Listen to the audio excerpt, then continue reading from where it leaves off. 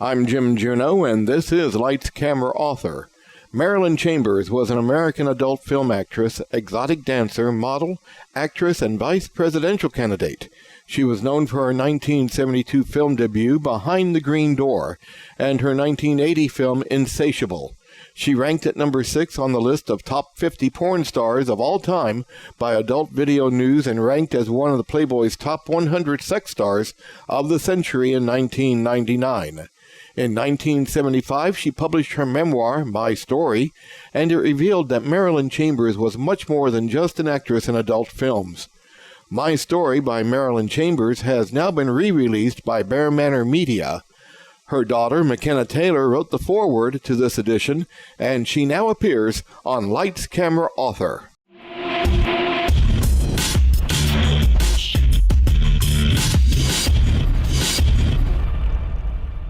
McKenna Taylor, though, you are the daughter of Marilyn Chambers. And for those of you out there listening to this who are of a certain age, the name Marilyn Chambers should be a name you remember from the 70s and early 80s. She was an adult film star. Let's not mess around with that. She was an adult film star, but she was much more than that. And her book, called My Story, it's been reissued by Bear Manor Media. And you can find out more about it at bearmanormedia.com. And I am talking with McKenna Taylor, who is Marilyn Chambers' daughter. Welcome. Thanks. Thanks so much. I'm super excited to chat with you today. Well, thank you. Now, you probably can answer this question better than anybody. How was the Marilyn Chambers in the movies differing from the mother you knew? Well, I mean, to be honest with you, it's probably like many people, like your mom is just your mom, right? So, I mean, when it came to, taking her out of all of that, she was just someone I really looked up to, and she was honestly my best friend. So, that differs just from, this superstar, if you will, of a person. And it's actually pretty cool to look up to someone, like my mom in that way, and also know that others look up to her as well. I mean, she was a phenomenal person, and she really, led the charge for a lot of really great things, especially in that time. Yeah, and you wrote the foreword for the book, and I did. Yes, and now did she ask you to write that, or did you volunteer to write that? Saying I want to do that, or? Yeah, it was a volunteer. Yeah, as you know, that book, she wrote that quite a while ago. So when they decided to republish it, I definitely thought it would be a really cool thing to do, especially for her, but also for me, that forward, just to be able to write a different kind of perspective, as you well know after reading the book. When you first read the book, was anything shocking in there, or you knew pretty much exactly what was going to be happening or being written?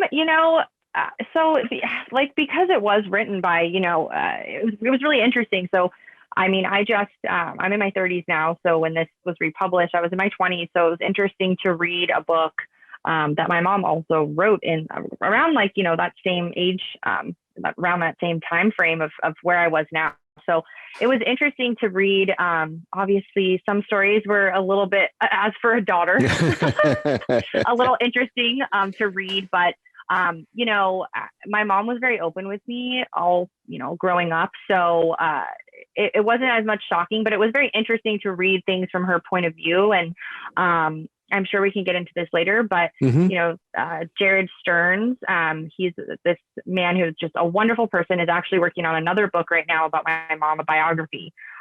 So it's interesting to read something like My Story and then work with someone to write this full biography, because, my mom wrote that book when she was so young, of My Story. So to be able to look back on that time, plus the later years, is really interesting and really cool to be a part of.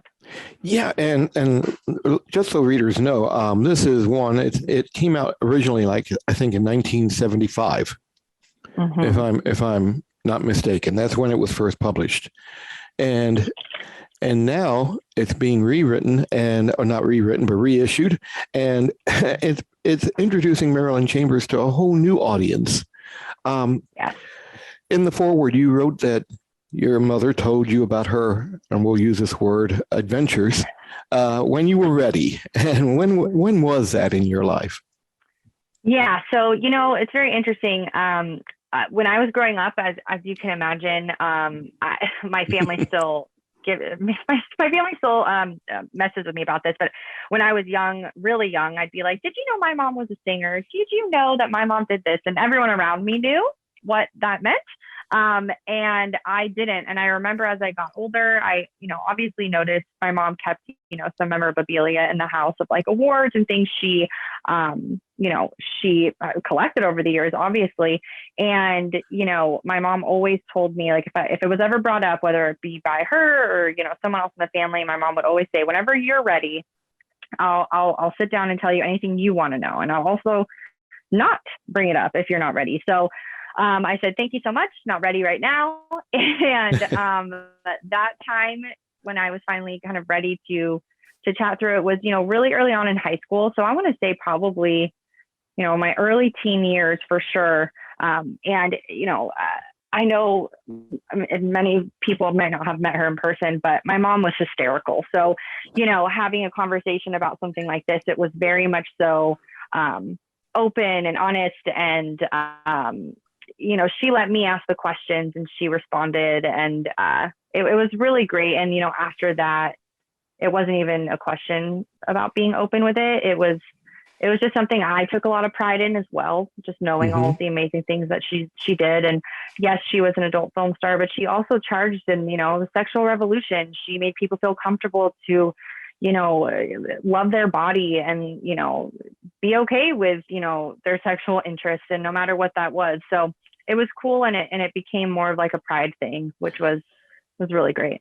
I know. And now I'm going to let people know right away. Look, you have to approach this book with an open mind. Okay. because the language is, she held nothing back. I'll say, I'll put it that way. No, she did not. She said exactly what she meant to say. And now, so if you're kind of queasy, if language makes you uncomfortable or anything like that, then maybe this book isn't the one for you to read. But she was honest about how the industry worked. She was honest about what effect it had on her life. She said it. This is the 70s. This is a time when sexual revolution was happening in not just in America but across the world. Yeah. And she said that it being an adult film actress enhanced her life. Not just it wasn't any shame involved in it at all. No, that's a word that I will say that was not in my mom's vocabulary. And she really made other people feel like they shouldn't be shameful and really anything of the person that they are, and to really love who you are, and the things that have happened in your life make you who you are as a person. So now, did she form any close friendships with the people, with the fellow actors or directors or filmmakers? Yeah. Over the years, obviously she stayed close with the Mitchell brothers after doing Behind the Green Door. Johnny Keys, Sammy Davis Jr. actually. Really? Yeah, they were actually quite close, which is really great. And then others like Seika, Serena, Nina Hartley, Jane Hamilton. She did, collect. My mom was also a very, a people person, in many ways, but definitely when it came to, friendships and whatnot, my mom was a person that it was really hard not to love her. So, and she really enjoyed, friendships and keeping in touch. So yeah, those are a few people that she definitely stayed in touch with over the years for sure. Yeah. I loved how it was like a behind the scenes look at, she wrote that these films are not, sexual sex fests or anything like that. These are professionals. They have a job to do. We do the job and then we go home. Exactly. And, she described that to me as well. And, it's really interesting because I think obviously, as we all know too, the adult film industry then it was a totally different world and a different beast than it is now, for sure. Oh yeah. I mean, now, not saying this is. I mean, see, I was in the 70s. I was in my teens, so. And HBO was just coming out with movies, and that showed more than just you would go to a giant theater, a cinema, right? All of a sudden it's in your living room, and that's So I think they had something called HBO at night or something like that, and they would show you, and they showed your mother's movies, but like you said, nowadays you can sit behind a computer. Yeah. And get things that are much more raunchier than what your mother ever did.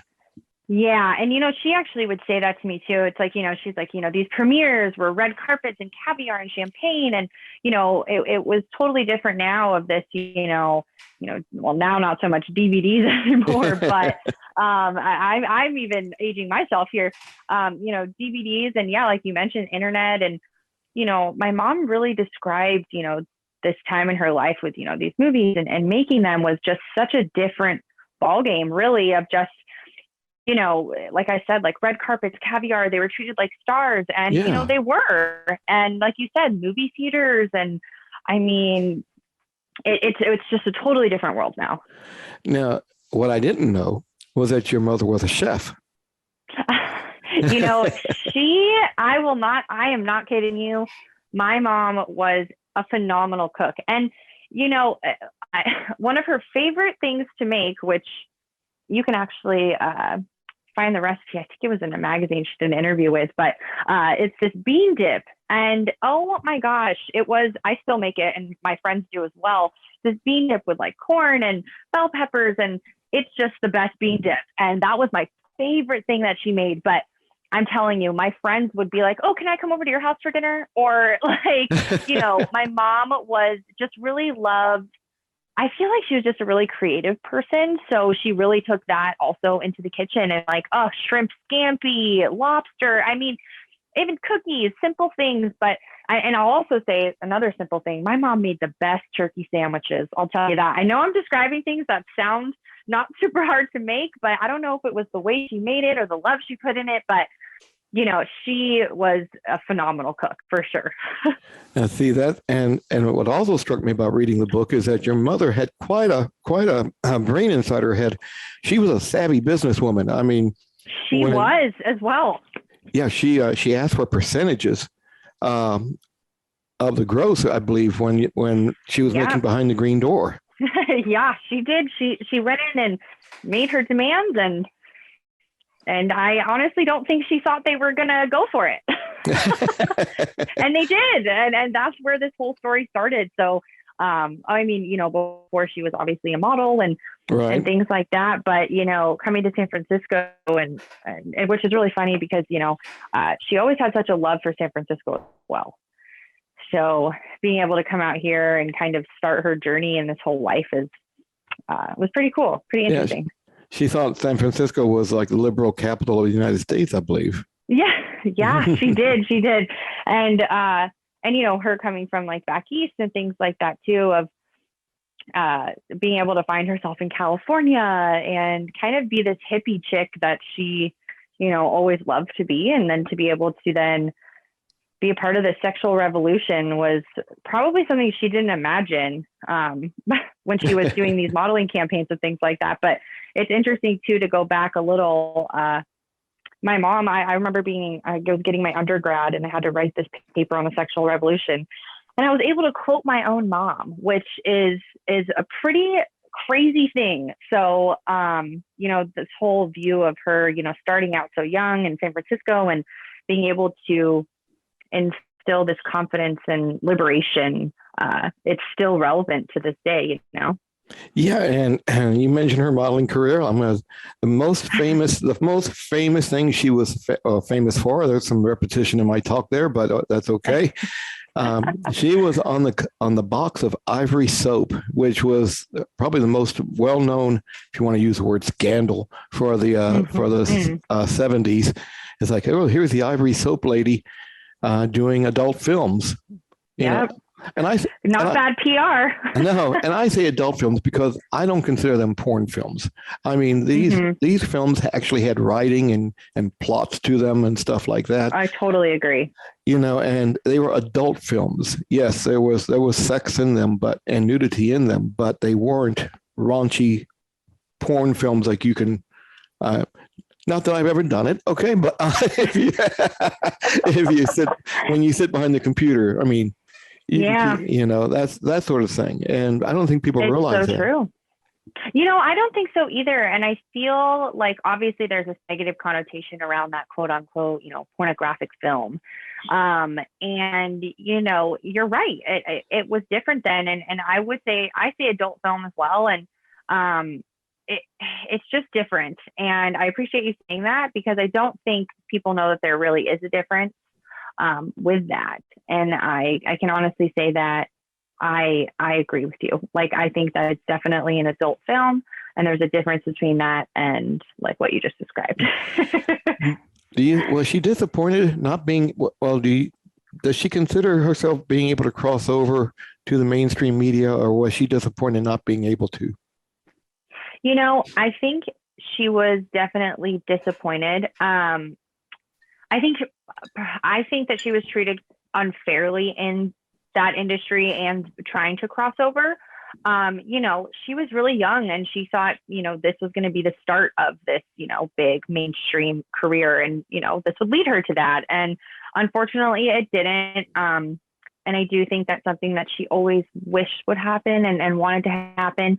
I think she was, then she had a family and things obviously were different then, but back in the day when she was thinking that, I could cross over and realizing that that wasn't really in the cards, for sure, was a disappointment to her. Because, again, contrary to popular belief about adult films, like you mentioned, there is a story, there is a plot, there's a script. And, my mom was a pretty great actress. And, she was in other films like Rabbit and things like that, where, I think that she could have really been a bright, shining light in mainstream media, but unfortunately that wasn't in the cards for her.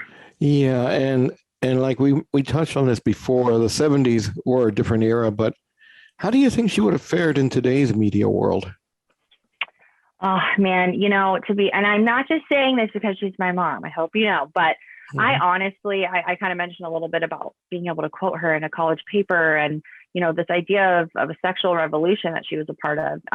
Today, I think she'd be the same. I think she'd be a beacon of inspiration and sexual liberation, and even as her daughter, I can honestly say that I gained so much confidence and the feeling of being comfortable in my own body and my own skin and knowing that she also made other people feel like that and instilled this confidence and no shame and who you are and the things that you enjoy and love. And I think that, I think our world needs a little bit of that right now as well. So I think she could have been just a star when it comes to that, especially that topic today. Yeah. With that media. And in the book, she also publishes some letters that she received from fans. Some scared me. Yeah. Yeah. The ones that came from prisoners scared me. Did that ever worry her? My mom, like I said, was such a people person. I mean, to be honest with you, I got fan letters after she passed away. People sending letters and things like that. My mom could be friends with anyone. She could meet a stranger off the street and just connect with them in some way. So I don't think that stuff ever worried her. I think that she looks at everyone and they have their own story. And my mom was the least judgmental person I've ever met. So no, I don't believe that type of thing scared her. I think that she honestly was probably happy to bring some joy to people's lives, no matter what or how. I like how she had a little bit tongue in cheek about some of the letters she got, which sounded like they could have been written by maybe Republicans, of today. Yeah. Oh yeah. Oh yeah. And Absolutely. and I'm like, oh, this is a nice Christian person. May you burn in Hades, whatever, Oh yeah. Oh yeah. And that was another great thing about my mom, right? As I mentioned, like, not judgmental at all, could befriend anyone. But she also was like, oh, someone has an opinion about me, and that's fine. Like, it's not going to change the way I view myself, and it's not going to change the way that I live my life, which that's a big thing of, like, looking to look up to, of, no matter what people say or think about you, it's your life and you get to choose how to live it. Did she have a favorite of her movies? Did she? Did she? Yes. And do you?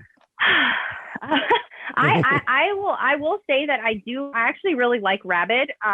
It was actually playing in San Francisco probably, was it 2 years ago now? And me and all my friends actually went and watched it in the theater, which was really fun. But for her, I don't know if she had a favorite, but if I had to pick one for her, I would, Behind the Green Door was such a monumental, point in her life. So I think that I would say that for her own, start to things. But as we mentioned earlier, this lack of, this unable to transfer over to this mainstream media. I think that movie Behind the Green Door it's just an interesting one, right? Like, of being her first and kind of, snowballing into this effect of, more movies and realization that she's probably not going to switch over to mainstream media. But, like I said, too, like, she stayed close with the Mitchell brothers, and she formed these relationships with people that, really started with Behind the Green Door. And she stayed well. And excuse me for a second. I have to clear my throat. Sorry about that. But in the Behind the Green Door, Deep Throat, and The Devil and Miss Jones. Those are the big three. They call the big three of the early adult films, and and they were together, changed a lot of people's views on really the sexual life. Yeah. And I was just wondering, now you said she kept in contact with her fans up until she passed away, I believe. Now, she passed away in 2009, I believe, correct? Yes. And my condolences. But she stayed active in meeting up until the day until she passed away. She went to Comic Cons. I mean, that's what really surprised me, is that she made the transition from films to the personal appearances. Yeah. Even when they were just starting out. Correct. Yes, she did. She did that a lot at that time, and I think she enjoyed it. I mean, I know I did. She brought me home a lot of cool autographs because I love horror movies, and because she was in Rabid, she got to go to some of those, like, kind of convention-ish type of things and make appearances. But yeah, she definitely did. I'm telling you, she loves the fans. She loved, meeting them and getting to know who they were. And she was just really enjoyed that. Now, do you do a podcast? I don't. You don't? Okay. I was just wondering because a lot, they seem to be popping up all over the place. But I was just wondering, do you think nowadays, in today's media world, do you think that she would have transitioned from personal appearances onto like, say, the YouTube videos or podcast era? I actually think that she would have been phenomenal doing podcasts. My mom had the best voice. A funny story there real quick is I'll never forget, my mom would do radio calls, right? So when we would be at home, she'd tell me, McKenna, I have a radio show to do. So when I'm in here, like, kind of leave me alone in a way, right? Mm-hmm. And she would be able to turn that voice on and that voice off. Man, I would be like, Mom, I need help. And she'd be like, I'm on the phone. And then get back on the call and be like, this is Marilyn. And I'm like, how did you do that? Like, so she was just, like I said, the way that she could, become this persona of that person, and the way that she can talk to people and connect with people, I definitely think a podcast would have been, I would have set one up for her. So yes, she would have had one. Fantastic. And I tell you what, you said there's another book coming out soon? Yes. Jared Stearns, he is amazing. He's writing a biography right now. And it's really good so far. And, you know, him and I have actually been, speaking of YouTube, him and I have actually been doing some YouTube videos. So I could probably send you the links to those so you could check those out. But we've been talking just kind of like how you and I are right now a little bit, just about my mom and going over stories and things like that, which is great. And as you know, like Valerie Gobos, you know, she's pitching my mom's story to studios and, you know, as a feature film or maybe a limited series. So it's just really great to just have this story be told. I think it's a perfect timing and definitely something that, like how you mentioned earlier, these differences between, you know, whether it's an adult film or a pornographic film or, you know, sexual revolution, like these topics are just super interesting. And I think that a lot of people could relate to her and the things that she went through in her life. Oh, fantastic. Well, McKenna Taylor, I appreciate big time you doing this today. And of course. I'm so happy to. I honestly, my favorite thing to do is talk about my mom. So it's been an absolute pleasure. And also thank you for having me on your podcast. No, you're very welcome. And I hope to have you back. If, you know, maybe when the new book comes out, we can talk again. That would be amazing. And I'd love for you to meet Jared and maybe even Val too. So I would love that. So let's keep in touch and let me know if there's anything else you need. I sure will. Well, thanks again. And everybody, the book is My Story. You can find it at bearmanormedia.com. It's by Marilyn Chambers, McKenna Taylor's mother. And I've read it and I enjoyed it. I mean, it may not be for everybody, but that's okay. So that's totally okay. Yeah, exactly. Absolutely. My story. And like I said earlier too, actually my mom and has another, Bear Manor actually published republished another one, My Story. And oh my gosh, I'm trying to now remember the name of it. But Xavier meets Marilyn Chambers. So they actually, both of them wrote this book. I'm like, long day, right? Like you were just saying. So that's also Bear Manor. It's another really cool story. You know, two ladies just kind of going over their life in this industry. So definitely something to check out. And also, again, keep a lookout for that biography by Jared Stearns. Fantastic. Well, McKenna, thank you again. And thank you so much. I really enjoyed talking to you and meeting you. So thanks for making the time.